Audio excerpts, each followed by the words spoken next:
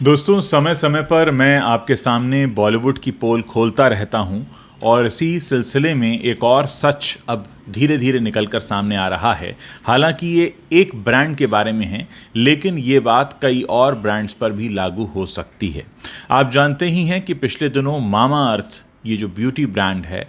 ये ऋचा चड्ढा के एक ट्वीट के बचाव में आगे आया था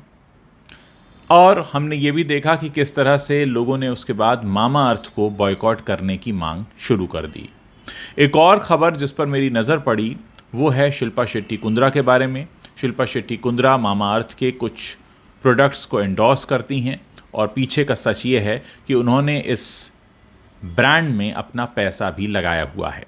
तो क्या ये अब बॉलीवुड का काम करने का नया तरीका है कि अगर आप चाहते हैं आप पब्लिक के बीच दिखते रहें, आप कई ब्रांड्स को एंडोर्स करते रहें, तो इसके लिए ज़रूरी हो जाता है कि उसी ब्रांड में पीछे से पैसा इन्वेस्ट कर देना, ताकि इसके दो फ़ायदे हों। एक तो ये कि अगर ब्रांड को मुनाफा होता है तो आपकी मुनाफे में हिस्सेदारी हो जाएगी, और साथ ही ये भी कि आप उस ब्रांड के एंडोर्समेंट करते रहते हैं, जिससे मार्केट में हवा बनी रहती है कि आपको काम मिल रहा है। दोस्तों, कई बार हमारे दिमाग को, हमारी सोच को बदलने का काम करते हैं ऐसे ही ये एडवर्टीज़मेंट, क्योंकि जो आपको दिखाया जाता है और जो होता है उसमें कई बार बहुत फ़र्क होता है। ऐसा कई बार पाया गया है कि किसी एक ब्रांड के एंडोर्समेंट में शामिल जो मशहूर चेहरे हैं वो असल में उसका उपयोग बिल्कुल करते ही नहीं हैं। मुझे याद है बहुत पहले मैंने एक स्टोरी की थी, जिसमें ये स्टोरी मेरी एक न्यूज़ चैनल के लिए थी। कुछ बड़े नामचीन बॉलीवुड स्टार्स थे जो एक particular cell phone service provider का ऐड कर रहे थे, लेकिन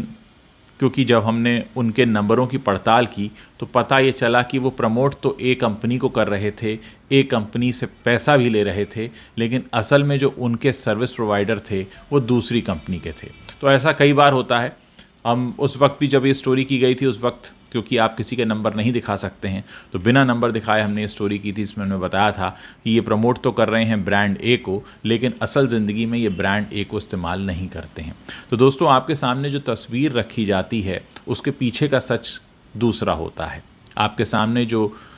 ग्लोरीफाई करके पिक्चर सामने आती है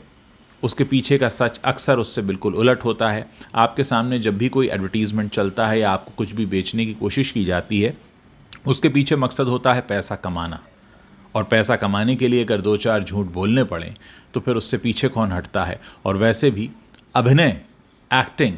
एक तरह का झूठ होता है जो कैमरे के सामने आकर बोला जाता है, और कितनी खूबसूरती से आप वो झूठ बोल पाते हैं, यही एक एक्टर की काबिलियत मानी जाती है। तो ऐसे में जो फिल्मों में देखने वाले चेहरे हैं वो अगर कुछ ब्रांड्स के लिए कुछ ऐसी लाइनें बोल भी दें जिनमें वो यकीन नहीं रखते हैं,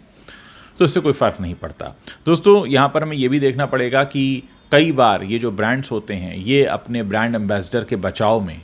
आगे आते हैं, और इस वजह से कई बार उनकी जो इमेज है वो भी ख़राब होने लगती है। हमने मामा अर्थ और ऋचा चड्ढा के एग्जाम्पल में हाल ही में देखा, इससे पहले भी कई बार ये होता रहा है। इसलिए जब भी आप अपने मेहनत का पैसा किसी भी ब्रांड पर, किसी भी प्रोडक्ट पर खर्च कर रहे हों, तो इस बात को बहुत ध्यान से समझें कि ऐड बनाने वाले ने तो ऐड बना दिया, ब्रांड बनाने वाले ने तो ब्रांड बना दिया, क्या ये वाकई आपको फ़ायदा पहुंचाता है, या आप सिर्फ इस एडवर्टीज़मेंट या इस चेहरे के मोह में आकर या चेहरे से अट्रैक्ट होकर या इस चेहरे के जाल में फंसकर आप इसे खरीद रहे हैं। मेरी कोशिश होती है कि जो भी हमारे आसपास घट रहा है मैं उसको आपको एक अलग एंगल से दिखाऊं, और अगर आपको मेरे वीडियोस पसंद आ रहे हैं तो इन्हें आप शेयर भी कर सकते हैं। हमारी कोशिश रहेगी कि आगे भी हम इस तरह के टॉपिक्स पर आपसे बात करते रहें, और अगर आप इस संबंध में हमसे कुछ जानना चाहते हैं तो इस वीडियो के नीचे कमेंट करके पूछ भी सकते हैं।